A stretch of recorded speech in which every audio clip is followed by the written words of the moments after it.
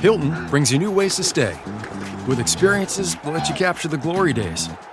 Introducing the Graduate Hotels. Each inspired by local college towns, these stays are always original and never boring.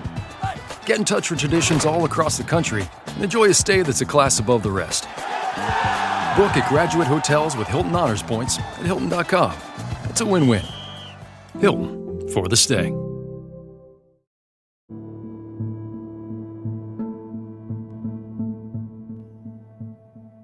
Welcome to the Dr. Sky Experience with a special news update.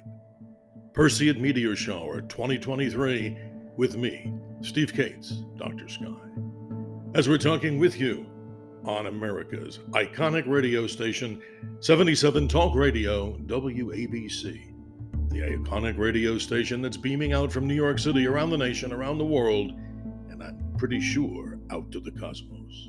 Stay tuned on our special Perseid Meteor Shower 2023 update to give you all the information necessary to enjoy this most amazing spectacle of Mother Nature. We begin with the source of the meteor shower, Comet Swift-Tuttle. It's a large periodic comet with a 1995 orbital period of some 133 years. That, of course, fits a classic definition of a Halley-type comet. And that indeed is the source of the Perseid meteor shower. It was discovered by two individual astronomers, Horace Parnell Tuttle and Lewis A. Swift, the discovery date of July 16, 1862. And mentioned before, the comet's orbital period is 133 years. The comet itself is rather large.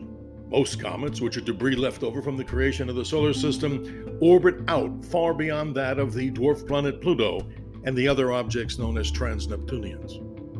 Out in the deep dark recesses of the solar system, the gravity of the sun pulls in these objects. Most comets' nuclei are approximately 3 to 5 miles in diameter on average, but in this particular case, the comet's diameter, that of Comet Swift-Tuttle, is probably on the order of at least 20 miles in diameter, some say.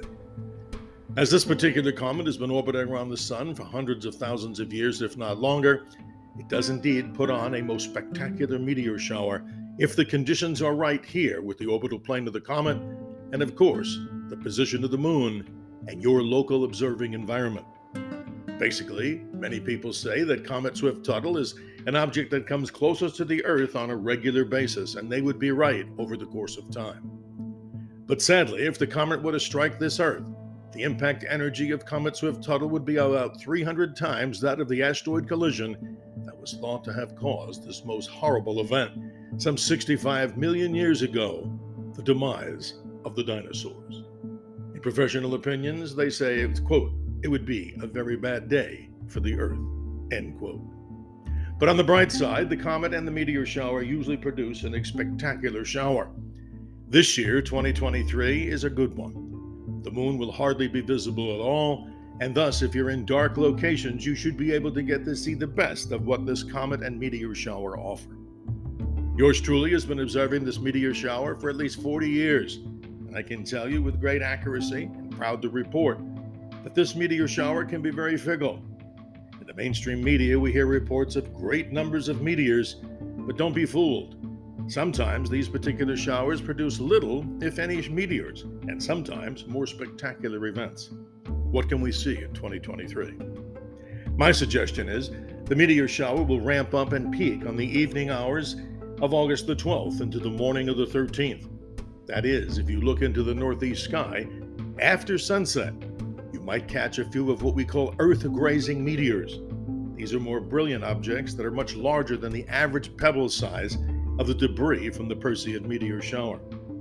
Not to be funny or ridiculous, but most of the debris that comes from these particular meteor showers are on the size order of the post-cereal grape nuts. And if you're familiar with that, I'm not a big fan of eating it, but if you happen to know anybody who does, those grape nut little clusters, those little pebbles, are about the average size of what these meteor particles are like. Again, they're debris from the tail end of a comet. As you know, comets have tails. And one of the great cometary discoverers of the 21st century is David Levy out here in Arizona. And he said, and I quote, "Comets are like cats. Why is that? They both have tails, and they do exactly what they want to do, end quote.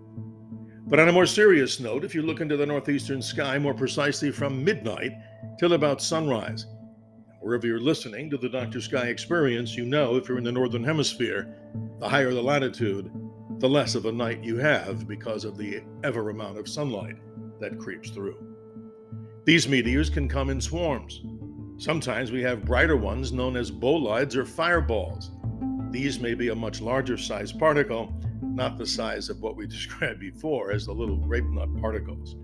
But folks, if you do look into the nighttime sky, we encourage you to pay particular attention to the radiant point in the sky. And that happens to be in the northeast sky from the constellation Perseid, the great hero, who severed the head of Medusa, as we all know from mythology, as he looked at her from a sideward glance so he himself wouldn't be turned to stone. What's interesting about the Perseids is that sometimes you can see well over 40 or 50 an hour. The darker the location you are away from city lights, naturally, the more meteors you're going to see. And we encourage you to have patience. Over the 40 years that I've observed it, I recommend a nice lawn chair, face the direction of northeast, because meteors come out of the radiant, but they can be seen in all different directions at all different times. And it's also important if you have a small pair of binoculars. Why? Some of these bright meteors leave these little iridescent trains like aircraft contrail, but they're not. Don't be fooled. Albeit for a fraction of a second or maybe a few seconds, you'll get to see, if you pair the binocular there, you may get to see what looks like this incandescent tube of light as the meteors are traveling at about 133 miles per hour through the Earth's atmosphere. Good luck in your Perseid viewing. If you have questions or comments, send me an email. It's drskyshow@gmail.com.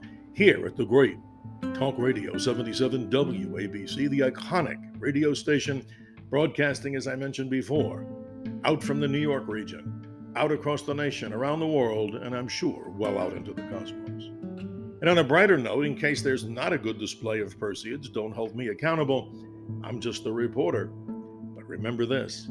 Astronomers say that as we move to the year 2028, by about the night of, say, the 12th or the 13th of August, then, some 5 years away, we may get to see an incredible meteor storm. Why?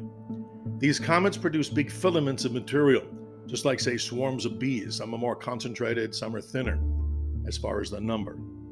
We may be getting through this particular filament by a distance of only 37,000 miles, and that would be incredible because many of these meteors will roar. And it won't just be a regular meteor shower, but it will turn into a meteor storm. So good luck once again on your observations of the Perseids. This is one of the best enclosing meteor showers, as you know, of the entire year. And this year it occurs during the warmer time of the year, hopefully with clear skies and the best you can see away from, well, city lights. But even city dwellers can get to see a few. Patience is a virtue when it comes to meteor showers. Don't forget, if you'd like to email me, it's drskyshow@gmail.com.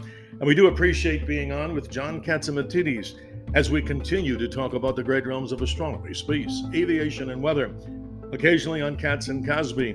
But every Sunday, you can hear my reports and updates on these great realms to open up our minds on the Katz Roundtable. And then every other Wednesday, on with the great Frank Morano on The Other Side of Midnight. He gives me the permission to transform the show into the infinite side of midnight every other Wednesday, 1 a.m. Eastern Time. Dr. Sky reminds you to always remember to keep your eyes to the skies as I'm your navigator on the highway to the heavens. Clear skies.